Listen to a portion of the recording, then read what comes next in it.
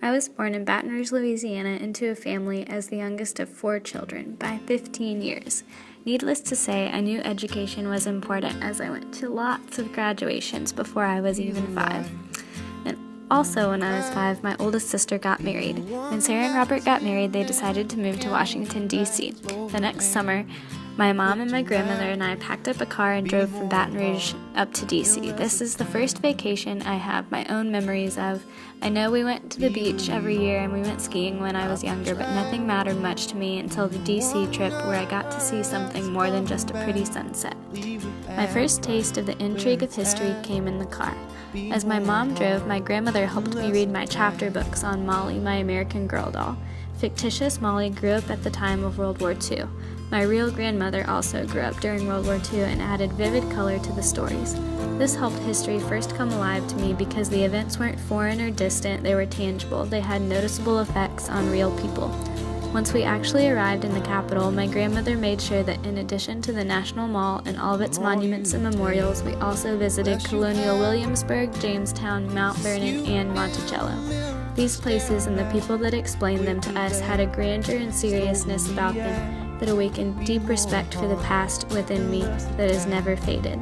I stood in awe of the monuments, knowing that they signified important things in people. They were important enough for us and countless other tourists 200 years later to stand in line in sweltering July heat just to get a glimpse. I knew then that people visit things they care about, so the more that people visit a place, the more important it must be. The next big step in my history literacy is all about books. In elementary school, around 4th grade, I discovered The Childhood of Famous Americans, series of biographies in my tiny little school library. I first devoured the ones about Benjamin Franklin and George Washington, and then I moved on to read about Martha Washington and the Wright brothers. Again, what fascinated me about the history in these books was that it was about real people.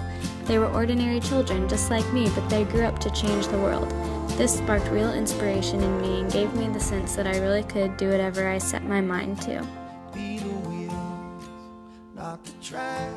Freshman year of high school meant world history with a strong Western focus and beginning at the Renaissance. My teacher was a man deeply passionate about history and thinking. He was working on his PhD and known to be one of the most difficult teachers freshmen ever had. We had our first test the Friday of the homecoming game, which brought drama and backlash because clearly 15-year-olds cannot balance studying and social lives. I managed to study and enjoy the pep rally the day before the test. When we got the test back a couple weeks later, it was one of those somber days.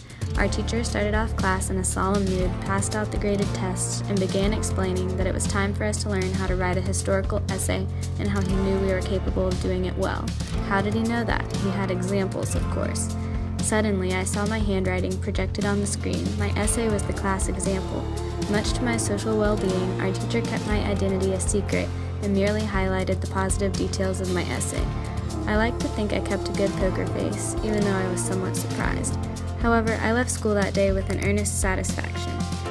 I had enough maturity that I didn't need to gloat, and in fact, I wanted to keep my secret because this seemed to be when I took personal ownership of my identity as a historian. Not only did I love it, but it had also been externally confirmed that I might also be good at it. Junior and senior year of high school added confirmation of my passion and purpose in history. I had the same history teacher for both of those years, for IB History of the Americas and IB World History. They were challenging academically. We read almost as much as I read in my history classes here. We wrote detailed and developed essays on every test. But more than all of that, those 2 years, Miss Edmonston showed me how loving history at its core was about loving, learning, and loving people. She invested 2 years into explaining to us how the events of history weren't just some long timeline or list of dates to memorize, but that they were people's lives, the people that made the decisions and get remembered, and the people whose decisions were taken from them, but she made sure we remembered them too. Miss Edmonston taught me that history is a grand story of the people who have shaped the world into the place we live today. Senior year, some of my friends and I asked her how she would describe us in one word. She replied with becoming. Because we show great potential on our way to great places. I've come to understand that becoming literate in history is a great privilege, and it incorporates the responsibility to help others become literate in it as well.